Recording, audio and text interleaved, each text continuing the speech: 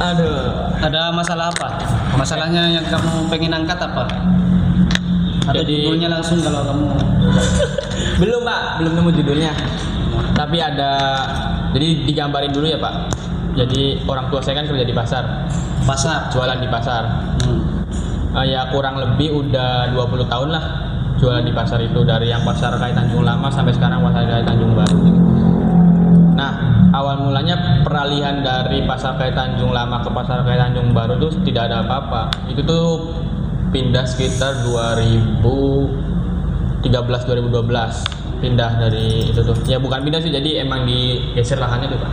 Oh, dulunya di sebelah mana? Yang di sini nih Pak.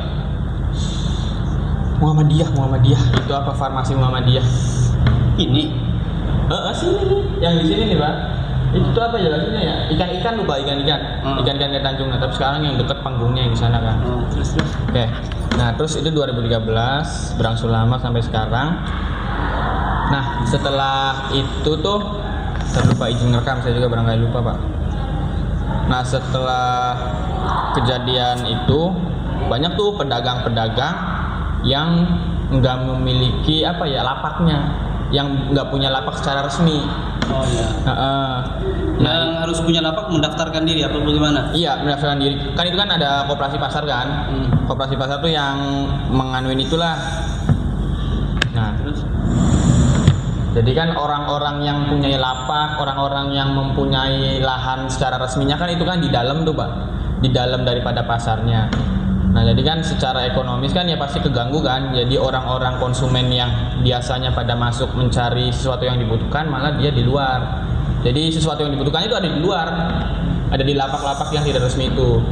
Itu permasalahan satu. Nah, itu tuh para pedagang tuh dapat dikatakan demo lah ke koperasi pasar. Yang ini yang nggak dapat lapak? Iya, yang lapaknya, yang punya lapaknya. Yang punya lapak karena- yang punya lapak resminya. Terus. Nah, itu yang memotorinya bapak saya Pak waktu itu. Oke, terus. Sekitar 2 tahun kemarin kalau nggak salah. Nah, ya intinya sih, jadi orang-orang yang nggak punya lapak secara resmi itu ya minta jangan di situlah, itu karena mengganggu, salah satu mengganggu ketertiban, mengganggu ekonomi juga kan. Nah, selang itu dari pihak koperasi pasar sih ya seakan-akan kayak mengiyakan oke. Dan setelah direlokasi gitu. udah tuh direlokasi Pak. Nah, jadi direlokasi sama orang pasar semuanya emang benar-benar masuk. Jadi masuk ke punya lapak sendiri masing-masing di dalam. Oh, yang dikasih tadinya di lapak luar. mereka? Iya. Masuk ke dalam. Itu kebijakan oke, deal. Nah, udah kayak gitu selang berapa bulan itu diberlakukan palang pintu otomatis parkirnya Pak. Oh iya, terus. Yang pencet, yang seperti di mal-mal itu kan dulunya kan cuma perorangan gitu kan, perorangan tapi plat nomornya aja gitu tulis, itu kan 1.000 dulunya, jadi semua dipukul rata 1.000 Pak, sampai berapapun jamnya gitu tuh. Nah, selang bulan itu kan ada pintu parkir otomatis. Nah, itu tuh di luar daripada apa yang diharapkan sama para pedagang. Pintu otomatis nih, karena di pasar kan bukan hanya penjual dan pembeli kan Mbak, ada namanya distribusi juga kan. Namanya distribusi kan karena bolak-balik. Itu kan bisa kehitung Mbak parkirnya kalau bolak-balik kayak gitu kan 2.000. Sedangkan kalau orang jualan kan untungnya berapa sih? Orang tua saya aja satu bolo aja 100 perak, 200 perak Pak. Nah, yang namanya distribusi kan itu kan ada bolak-balik. Kadang orang tukang beca itu kan diparkir Pak malah Pak. Oh gitu. Iya. Terus. Nah, Nggak bisa parkir di luar? bisa, cuma kan jauh Pak masuknya Pak. Ya. Rada jauh kan, nama distribusi kan pasti bawa-bawa barang, bawa-bawa hal-hal yang lain kan. Nah, jauh. Nah, udah selang kayak gitu lagi, ya sama tuh demo lagi.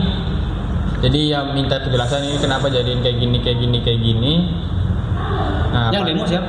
Yang demo orang-orang pasarnya. Yang orang-orang pasar yang jualan, Iya. yang dapat lapak itu. Demonya ke Koperasi pasarnya itu. Jadi yang mengurusi pasarnya kan. Nah, demo ya intinya sih bahwa dengan adanya palang pintu otomatis itu, kata yang pihak pasar tuh nanti jalan tuh bakal diperbaikin. Jalan kan yang namanya pasar Kai Tanjung Pak. Ya becek mah wajar ya, kita wajarin karena di pasar itu bolong-bolong semua Pak. Dari namanya ujung sana, ada yang nggak bolong-bolong tapi batu semua. dari ujung sana sampai ujung sini tuh bolong-bolong semua.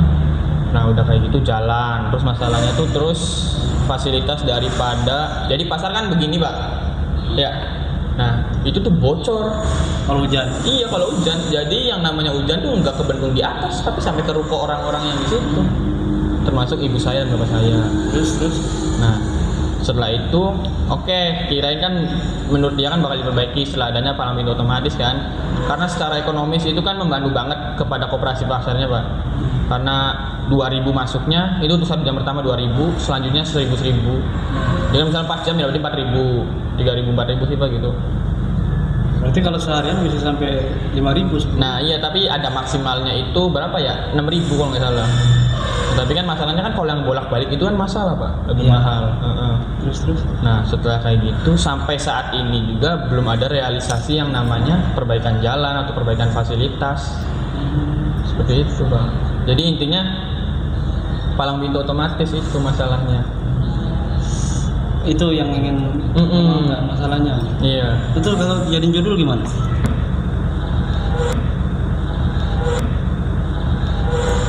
Dari judul ya.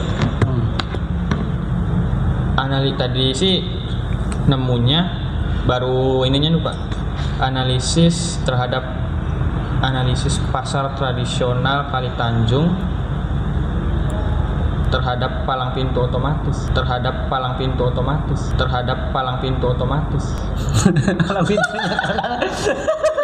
gimana sih pak? Makanya saya kirim bawa judul pak, belum ngerti bawa judulnya.